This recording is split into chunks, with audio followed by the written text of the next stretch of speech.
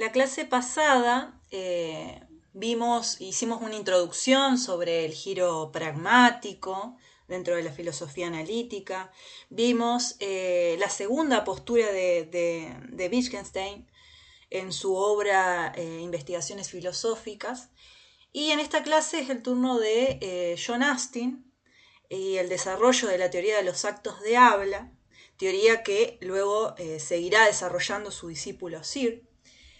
Así que, bueno, si no se hace muy larga, vamos a ver los dos autores juntos, John Austin primero y después el planteo de Searle.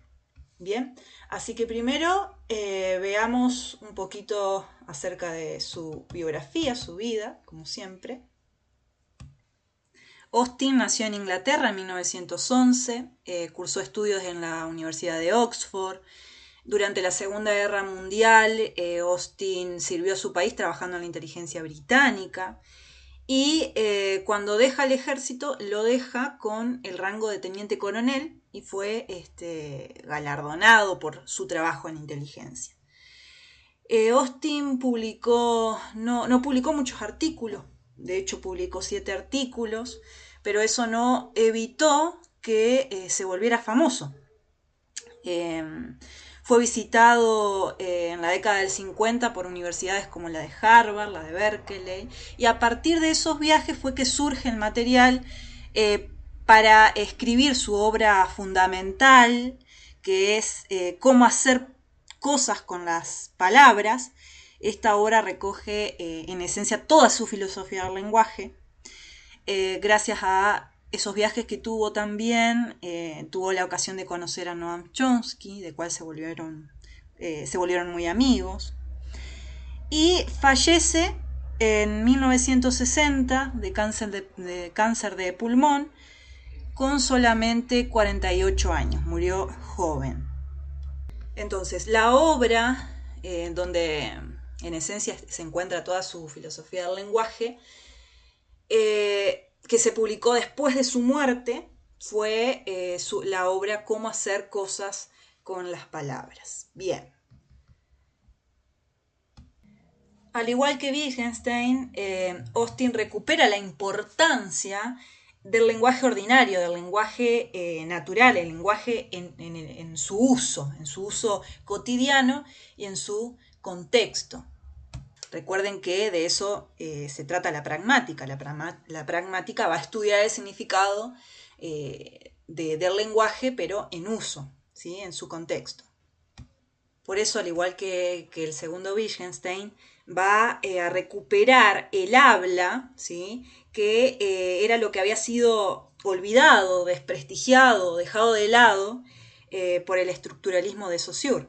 Recuerden que para Saussure, digamos, el lenguaje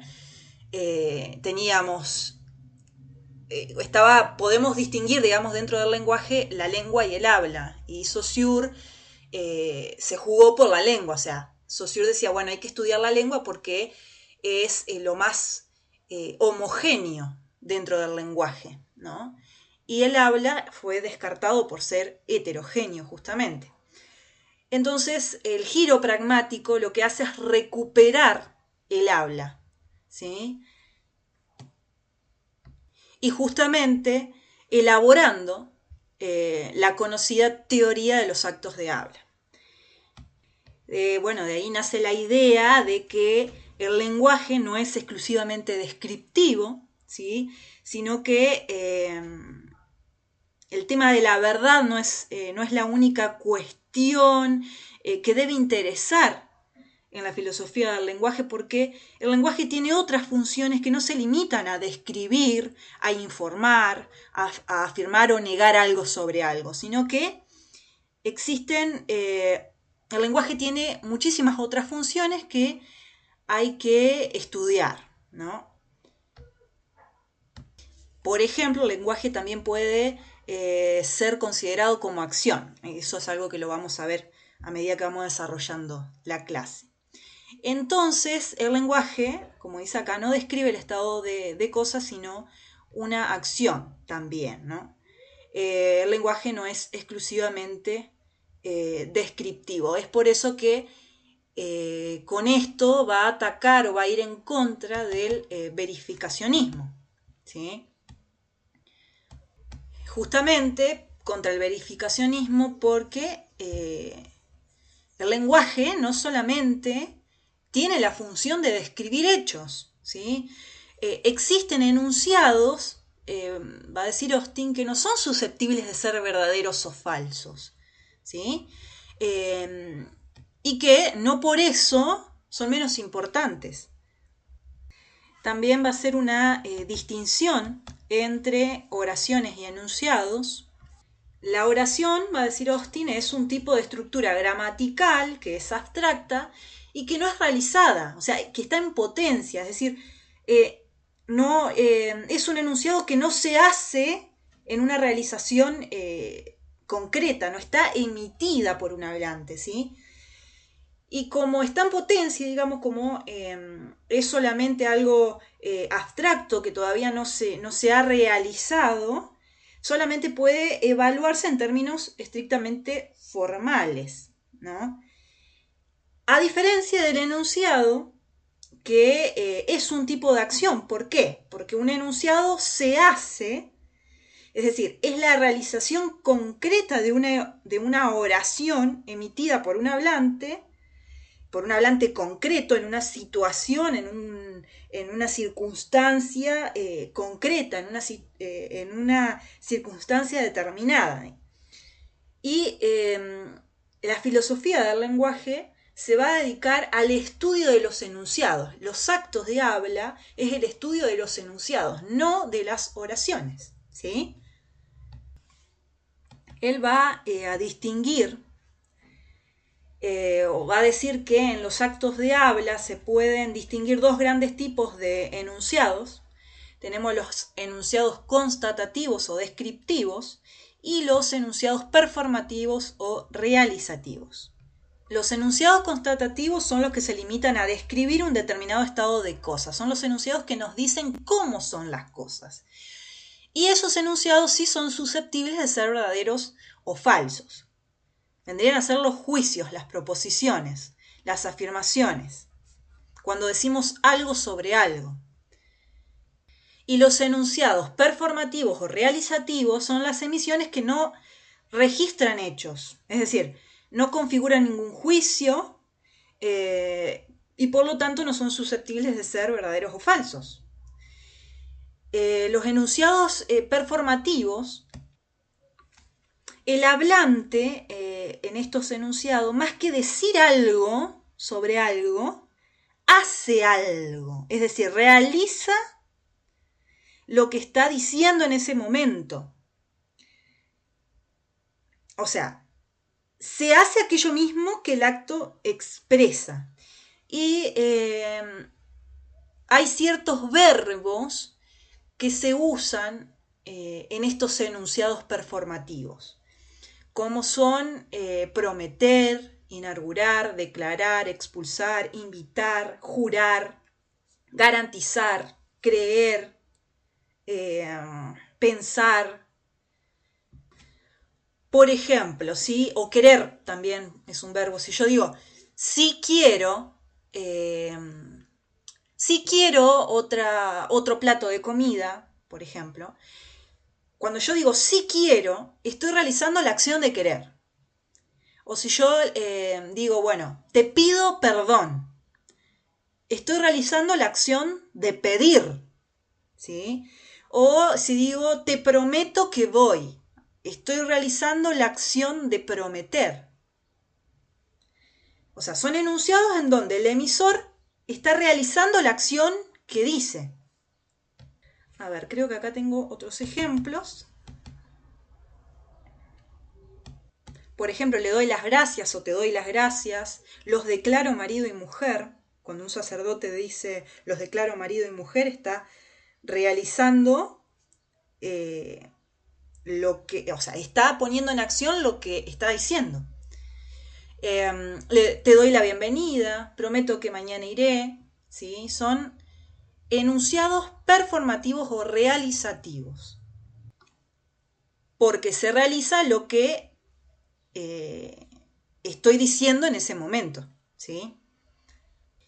Y estos enunciados, dice Austin, no son ni verdaderos ni falsos, pero sí pueden ser adecuados o inadecuados, dependiendo de las circunstancias en las que se emite.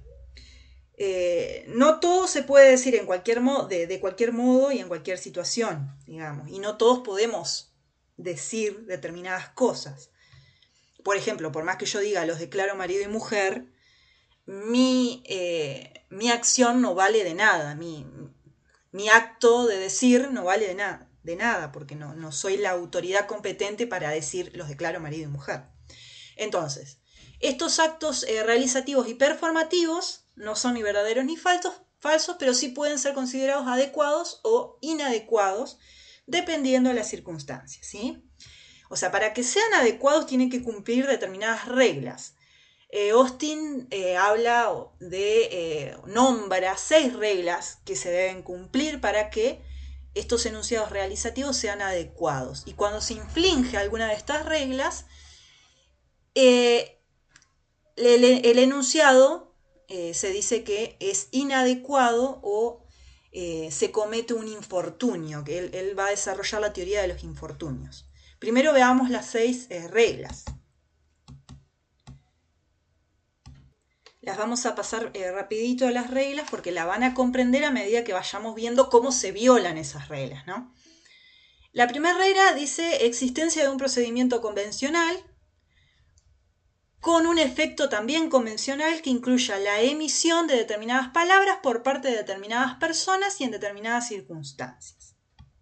O sea que para que sea adecuada la emisión de un enunciado realizativo, o sea, ese enunciado debe ser realizado mediante un procedimiento convencionalmente establecido y aceptado que manifieste un efecto también convencional. Por ejemplo, si, como dije hoy, si los declaro marido y mujer, lo está diciendo un sacerdote dentro de la iglesia y lo está diciendo delante de 2 personas que intencionalmente quieren casarse, digamos, ¿no? Ahí tiene que haber un procedimiento convencionalmente establecido y aceptado, digamos, ¿no? Un ejemplo. Después la segunda regla dice, las personas y circunstancias que concurren deben ser las apropiadas para el procedimiento.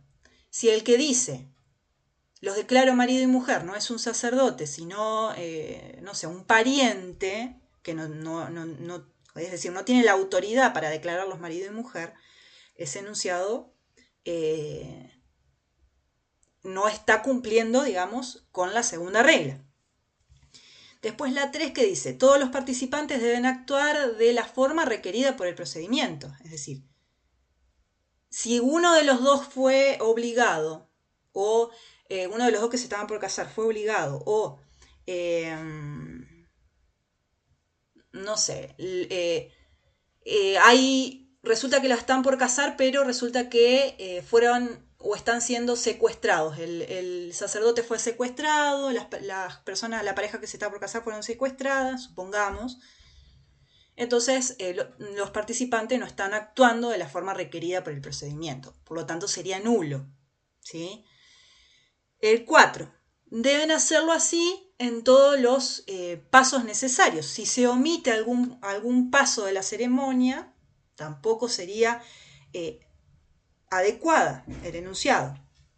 El 5. Cuando el procedimiento requiere que las personas que lo realicen alberguen ciertos pensamientos o disposiciones de ánimo deben tenerlos. Es decir, en este caso tiene que ver más que nada con la función de los factores intencionales, psíquicos, mentales de los participantes. Es decir, realmente debo tener la intención de prometer, por ejemplo, a mi esposo, respetarlo para toda la vida y hasta que la muerte nos separe, digamos, ¿no? O sea, tengo que sentirlo, porque si no el acto no sería sincero.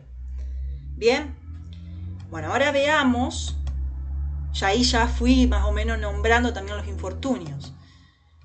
Pero a ver, un enunciado realizativo, performativo, como dije entonces, no son ni verdaderos ni falsos, pero sí pueden ser adecuados o inadecuados, dependiendo si cumplen o no con las reglas antes mencionadas, ¿no?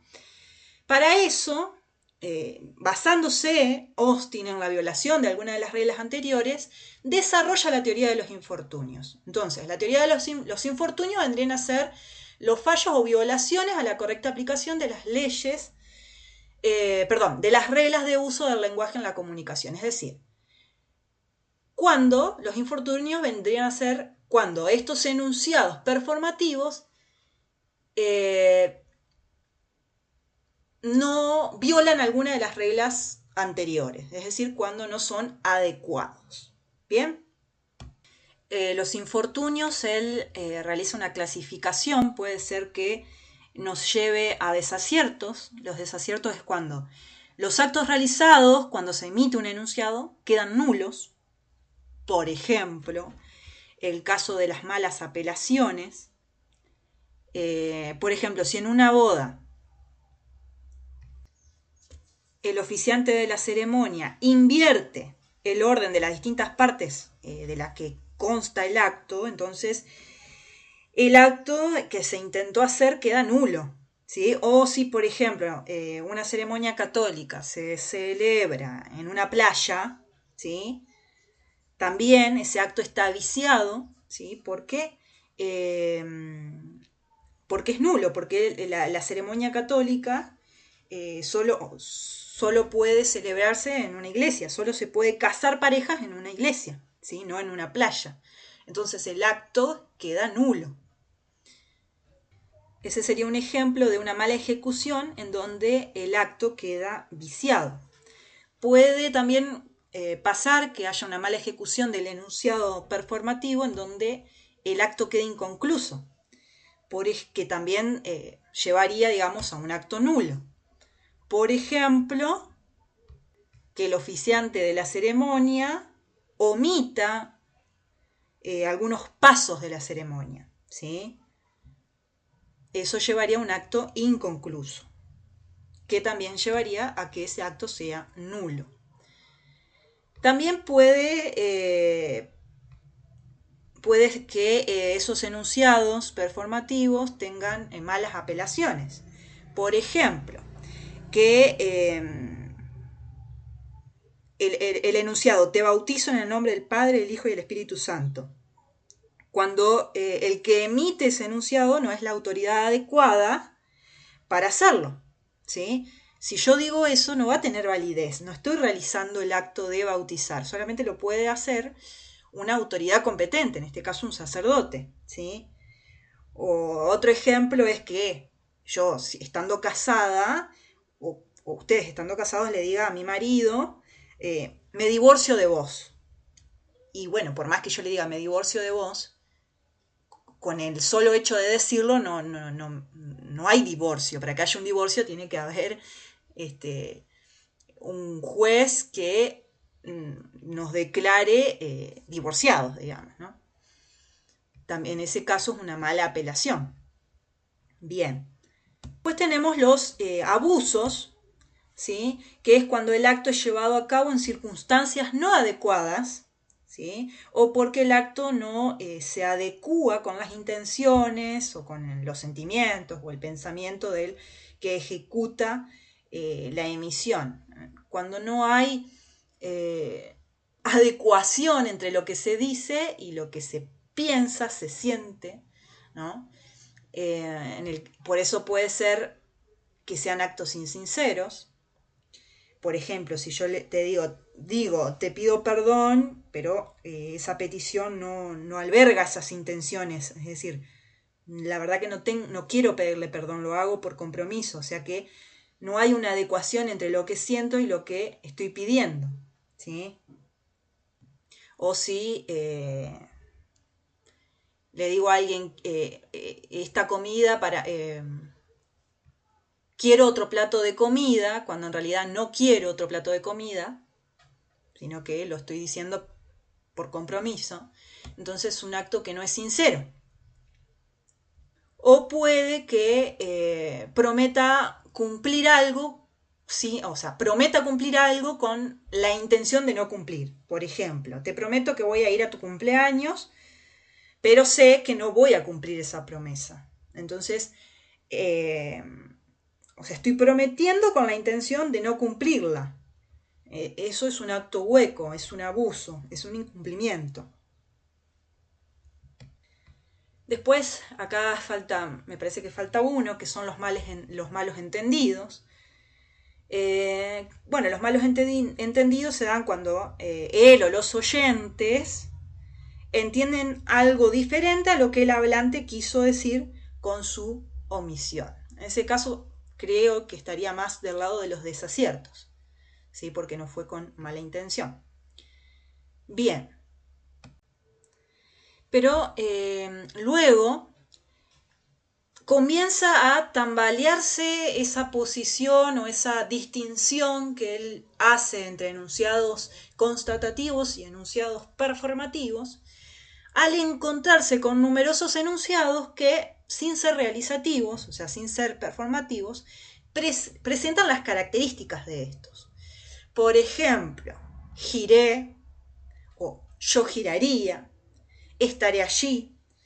Y él dice que, bueno, estos enunciados, sin tener las características de un enunciado realizativo, son realizativos, aunque no de manera explícita, ¿sí?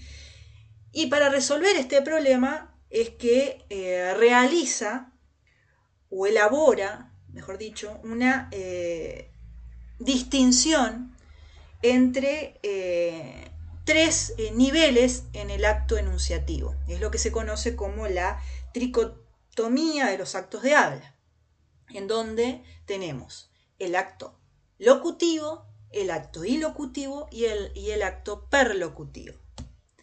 El acto locutivo es el hecho mismo de hablar o decir algo y va a comprender tres tipos de actos diferentes. O sea, dentro del acto locutivo tenemos el acto fónico, que es la emisión de sonidos, el acto fático, que es la emisión de palabras, y el acto rético, que es la emisión de tales palabras con un sentido y una referencia.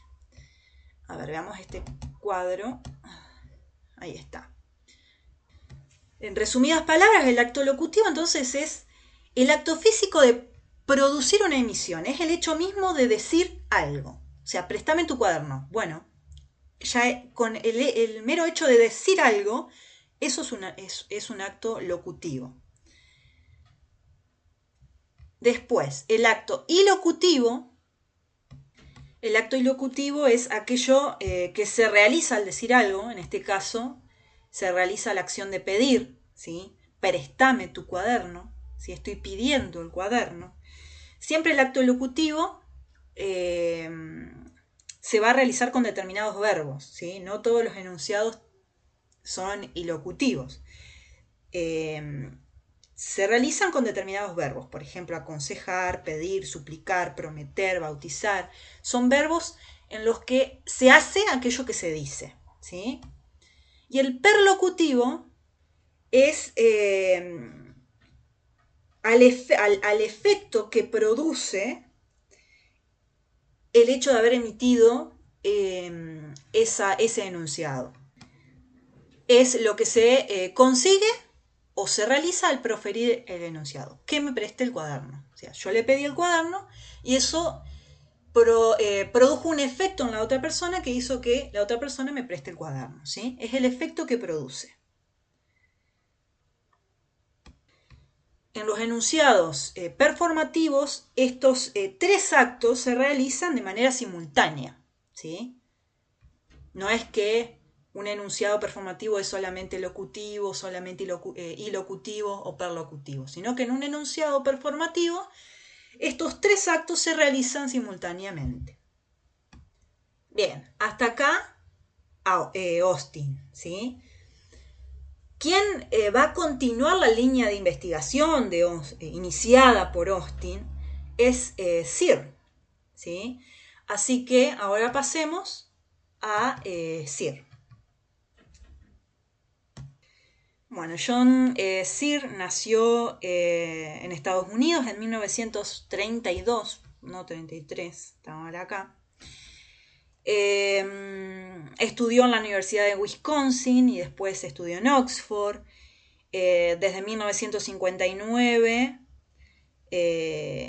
hasta ser nombrado emérito fue profesor de filosofía en la Universidad de California, en Berkeley.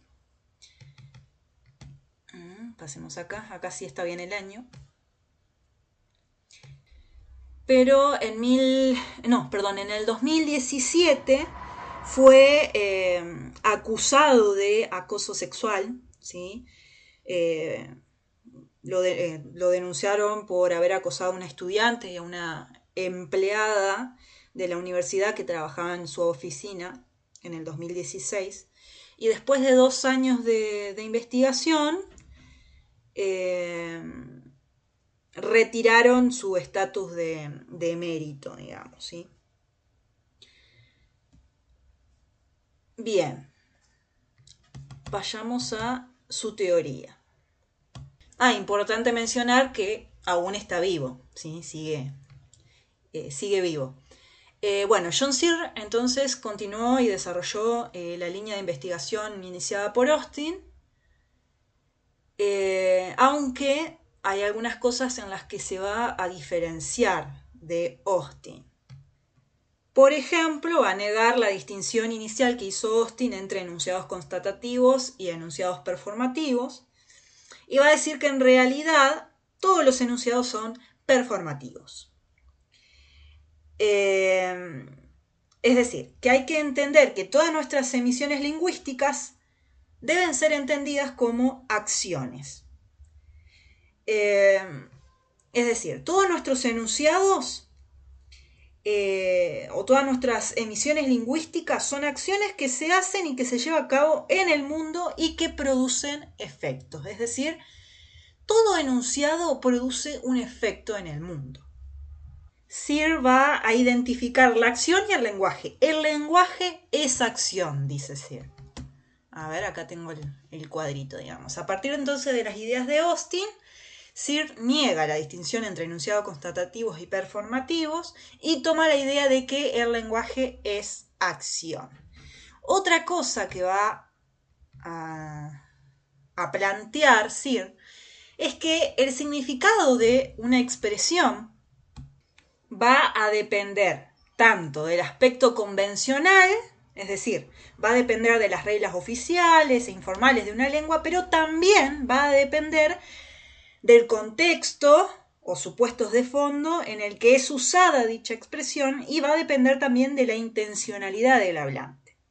Es decir, el significado de una expresión, al igual que Austin y que Wittgenstein, que el segundo Wittgenstein, el significado entonces va a ser o va a estar definida por el uso de la expresión lingüística en un juego de lenguaje determinado, porque el lenguaje siempre se va a realizar bajo el gobierno de ciertas reglas, y por lo tanto aprender y dominar el lenguaje va a suponer aprender y dominar ciertas reglas, pero él considera, Searle, que el juego del lenguaje, o sea, el significado no solamente no basta con que sea definido por estar en un determinado juego del lenguaje, sino que también va a depender de el contexto, de la circunstancia y de la intención del hablante.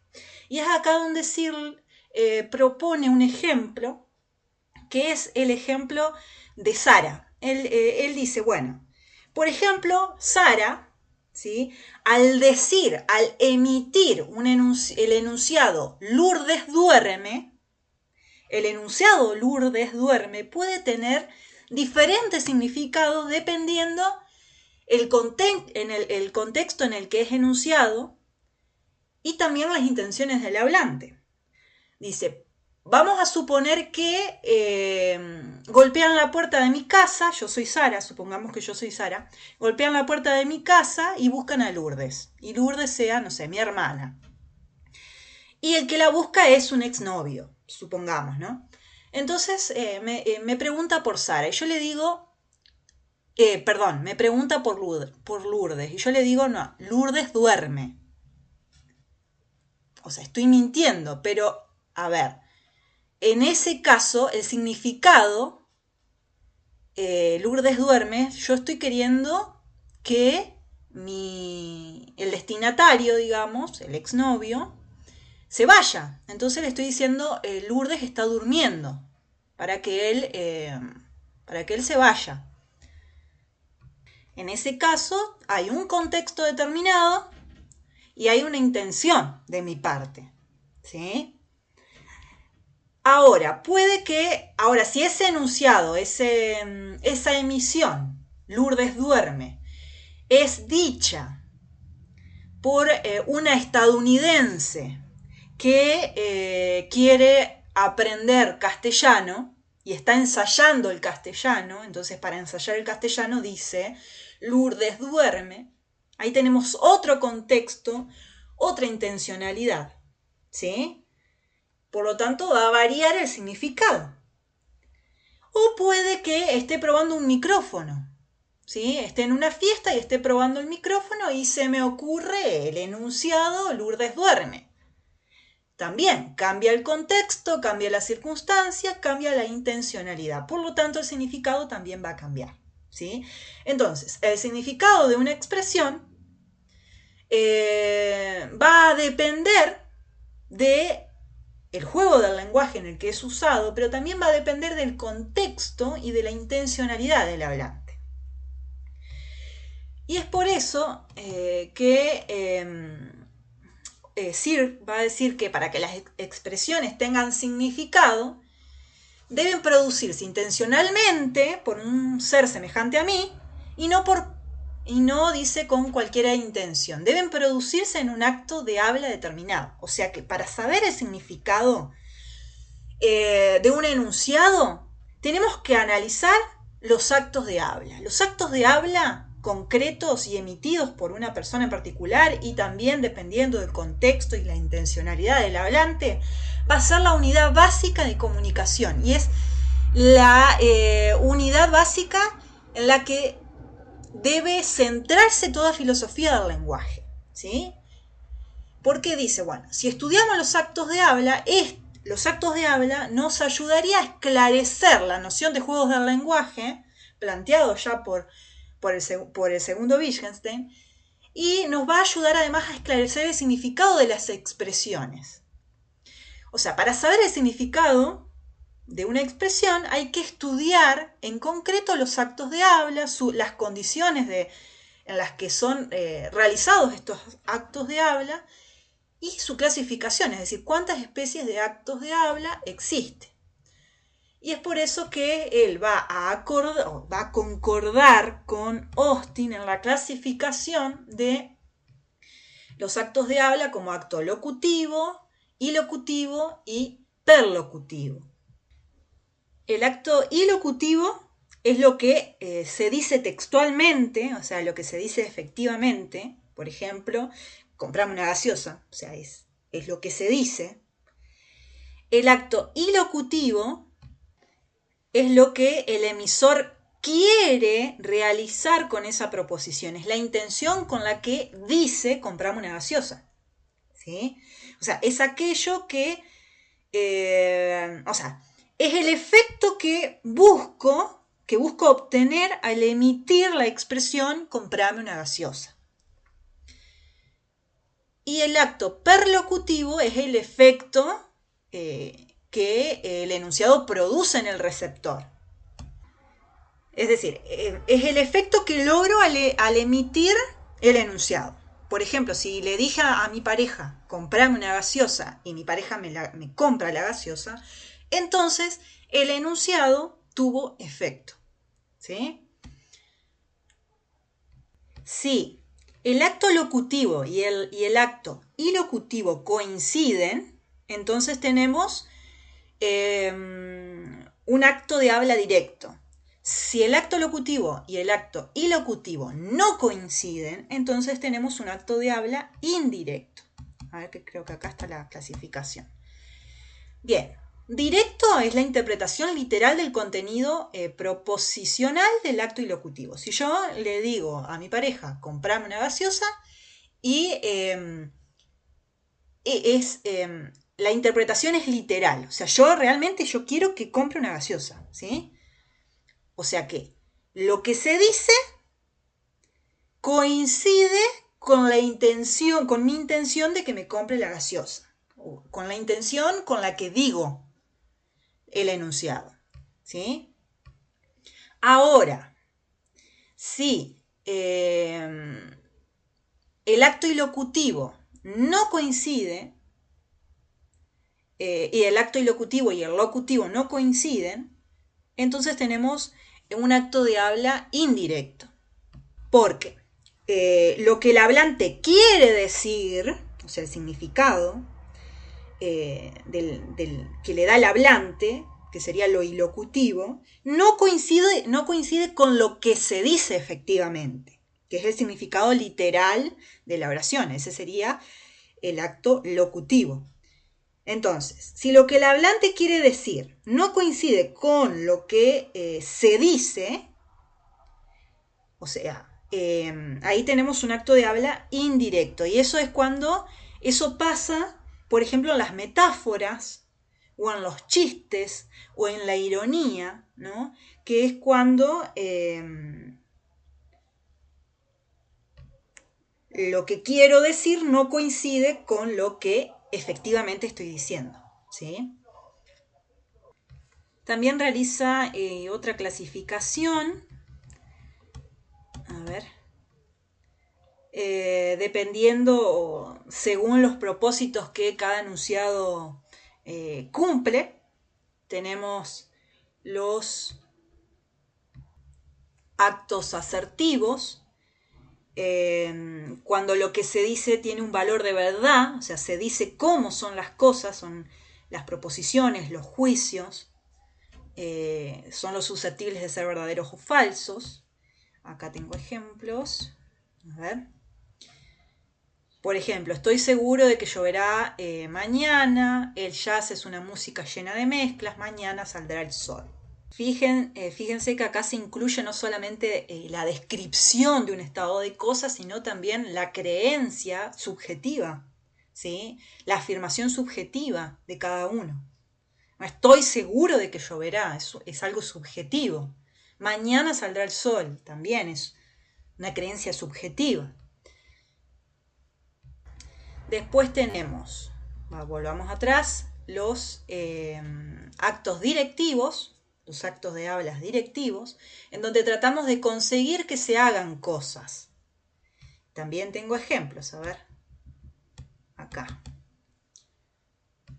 Con estos actos de habla, los directivos, buscamos modificar las conductas del o los destinatarios. Por ejemplo, ven, acércate un poquito, o silencio, o me podrías pasar el lápiz, ¿sí? Generalmente indican una orden, una invitación, una pregunta, ¿sí? Después tenemos los actos de habla expresivos, o también lo pueden encontrar como actos de habla emotivos, que es cuando el hablante expresa un sentimiento, un deseo, actitudes, y se refiere a sí mismo, o sea, compromete su propia subjetividad, porque se está refiriendo a sí mismo. No hay un valor de verdad acá, porque el único que sabría si es verdad o no soy yo. Por ejemplo, si yo le cuento a alguien estoy triste, o sea, no busco un valor de verdad, solo busco expresar lo que siento. Por ejemplo, bueno, estoy triste, estoy alegre, o me gusta verte alegre, te acompaño en tu pesar, te agradezco lo que haces por mí, me duele el brazo, me duele la pierna. Es decir, yo estoy expresando un sentimiento, un pensamiento, ¿sí? Por eso es expresivo o emotivo. Después tenemos los declarativos, cuando se busca cambiar mediante el acto de habla la realidad misma. Es decir, mediante una expresión modifico algún aspecto de la realidad. Por ejemplo, te bautizo en nombre de Dios. Cuando el sacerdote dice te bautizo, está realizando aquello mismo que está diciendo. Lo mismo cuando el sacerdote dice los declaro marido y mujer, o cuando el del registro civil los declara marido y mujer, o cuando nosotros le ponemos el nombre a nuestro hijo o a una mascota. Si a mí adopto un gato y le digo, bueno, vos te llamás Rufi, ya le estoy cambiando un aspecto de la realidad porque ya le estoy poniendo yo el nombre, ¿sí? O cuando el juez declara a alguien culpable, también puede ser el caso.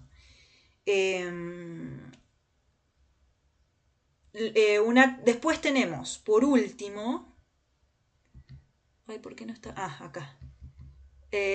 Los actos de habla compromisorios, que es cuando el hablante dispone de su conducta futura.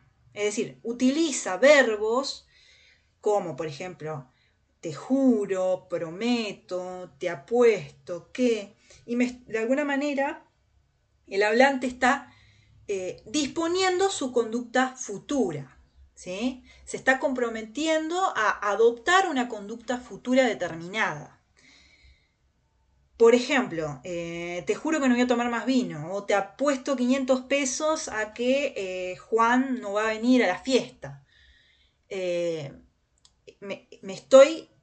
Estoy comprometiendo mi conducta futura en la emisión de este acto de habla, que es el acto de habla compromisorio. ¿Bien?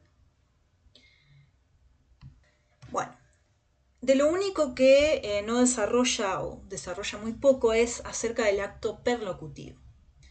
Bueno, hasta acá lo más importante de lo que es el giro pragmático y más que nada la teoría de los actos de habla, tanto de Austin como de Searle.